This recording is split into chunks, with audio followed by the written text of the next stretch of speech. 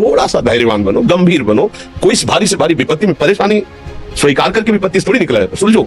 ठीक है, विपत्ति आई, समस्या आई, इसका समाधान होगा। ऐसा थोड़ी कि हमें नष्ट कर देगी। अगर अभी हमारी बड़ी हानि हो जाती है, हम कल इससे बड़ा लाभ प्राप्त कर सकते हैं। हमको एकदम बिल्कुल गंभीर रहना है, इतने कमजोर नहीं बन जाना। अब वो गए तो क्या होगा, अब वो वस्तु गई तो क्या, पद गया तो क्या होगा।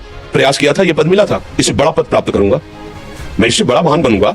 ठीक है, एक बार गिर गया, गलती हो गई, दंड भोगूंगा, इससे ज्यादा संयम में रहूंगा। बिल्कुल, मतलब एकदम फ्रेश दिमाग रखना चाहिए।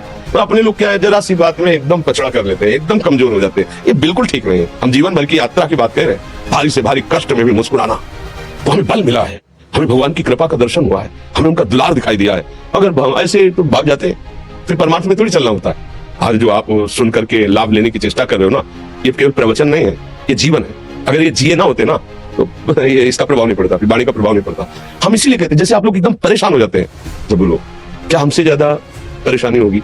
दोनों किडनी खराब, दवाई लाने के लिए पैसे नहीं, पानी रखा है हम उठ के पी नहीं सकते, भीषण शरीर में कष्ट, भीषण बुखार, क्योंकि किडनी फेल, जरा में बुखार, खाने को क्या, रोटी मांग के लाओ। अगर वहां सब्जी मिलती तो लाल मिर्च ऐसी पड़ के मिलती थी कि पा नहीं सकते थे। आप सोचो, पानी लाना है तो मुझे लाना है, पीना है तो मुझे पीना है। अगर मैं हारता तो कहां पहुंच जाता, क्या स्थिति होगी? नहीं, मरना है और कदम पीछे। कोई दिन ऐसा नहीं जिस दिन सेवा ना की हो, जिस दिन सेवा ना गए हो। गुरु जी की सेवा में जाना है, पहले अपने को स्वस्थ साबित करना है। सेवा नहीं लेंगे, तुम बीमार हो, तुम कष्ट में। वैसे उनकी दृष्टि परेशान थी, उनकी सेवा की, आके लेट गए।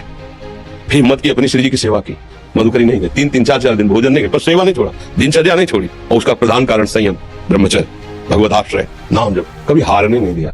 अभी भी थोड़ी देर बाद डायलिसिस शुरू हुआ, हारने, आपको हारे हुए नजर आ रहे हैं। शरीर में पीड़ा है, किडनी फेल है, ऐसा तो हम स्वस्थ बैठे, पीड़ा है, बार बार प्यास लगती है, थोड़ा थोड़ा पानी मिलता है, हर, लेकिन हम आनंदित है, हम प्रसन्न है। हम लड़ाई में हारे नहीं है, ना हारेंगे, हम जीत चुके हैं। हम अपने मालिक के भरोसे में अपना सम्मान, तो वो ये हम अपनी बड़ाई नहीं बता रहे, हम आपको बता रहे समस्या। सोचो, तुम्हारे पास तो माँ है, भाई है, बहन है, परिवार है, कोई ना कोई तो है ना। मेरा किसी ने कभी जीवन में ध्यान भी नहीं दिया। क्यों? बचपन से बाबा जी बन गए, किसी से प्यार नहीं, किसी से संबंध नहीं, कोई जानकारी नहीं, हम कहाँ हैं, वो कहाँ, किसी से कोई मतलब नहीं। अच्छा, जवान साधु कौन श्रद्धा करे? कभी गांव जाने की हिम्मत नहीं पड़ती कि रोटी मांग ले, पता नहीं लोग क्या सोचेंगे, क्या भावना कर ले। हम दरवाजे पे खड़े हैं, या कैसी भाव, जो हमारे सामने आकाश वृत्ति से आया यौवन अवस्था में, वही पाया, अन्यथा भूखे रह गए। जब हम हर समय अपने को विवेक के द्वारा सावधान रखे, तो हम कभी निराश नहीं हुए, कभी उदास नहीं हुए, कभी ऐसा नहीं लगा कि यार हम दुखी, कभी नहीं लगा।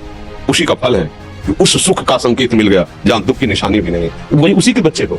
हम सब उसी धातु से बने हुए हैं। हम इतना क्यों परेशान हो जाते हैं? हम ये देखते हैं, अपने लोग थोड़ी बात बिगड़ गई, परेशान नहीं, बिगड़ी तो बिगड़ जाने की संभावना में परेशान है।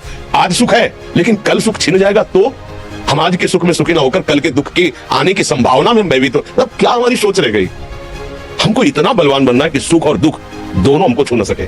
भारी से भारी सुख की व्यवस्था है तो अहंकार रहे, हर्षित होकर किसी का अपमान न करे कि हम धनी, हम पदाधिकारी, अमुक। भारी से भारी दुख आया तो हमें किसी के सहयोग की जरूरत नहीं, हम फिर अपने कदम बढ़ाएंगे, हम फिर जुड़ी हुई अपनी भावनाओं को सजाएंगे। मस्त जीवन एकदम। तुम अविनाशी के बच्चे हो। शेर का बच्चा भेड़ों के बीच में फंसकर म्यों म्यों बोल रहा है, बस अगर दहाड़ना सीख जाए तो कोई भी उसे प्राप्त नहीं कर सकता। ऐसे भगवद अंश, तू प्रपंच में फंसकर अपने को इतना दीन क्यों देख रहा है? तू ऐसा है कि भगवान के दिव्यास्त्र में भी ताकत नहीं तेरे को मार सके। तू अविनाशी का अविनाशी बच्चा है, विनाशी भोगों को, विनाशी शरीर को मैं मान के इतना भयभीत, इतना दुख, ठीक नहीं। ये सबके लिए, केवल एक के लिए आप समझो। आप लोग सोचते हैं हम गृहस्थ होकर भला ऐसी स्थिति कैसे? जनक जी सुखदेव जी के गुरु हैं और राजा हैं, महल है, रानियां हैं, नौकर है, चाकर। क्या? सुखदेव जी जिनके शरीर में लंगोटी भी नहीं है, दिगंबर, परमहंस, परमहंस के गुरु है जनक जी जो राजा हैं। समझो आप ऐसा ना सोचे कि हम नौकरी कर रहे हैं, हम संसार में, हम गृहस्थ हैं, हम आध्यात्मिक की ऊंचाई पर नहीं चढ़ सकते। नहीं, आप एक सरकारी नौकरी या आप किसानी या व्यापार करते हुए आप एक अध्यात्म की ऊंचाई में चढ़ सकते हैं। और अध्यात्म ही है जो तुम्हें इस माया के दुख सुख से ऊपर उठा सकता है। दूसरा, चाहे जितनी संपत्ति आ जाए, आप सुखी नहीं हो सकते।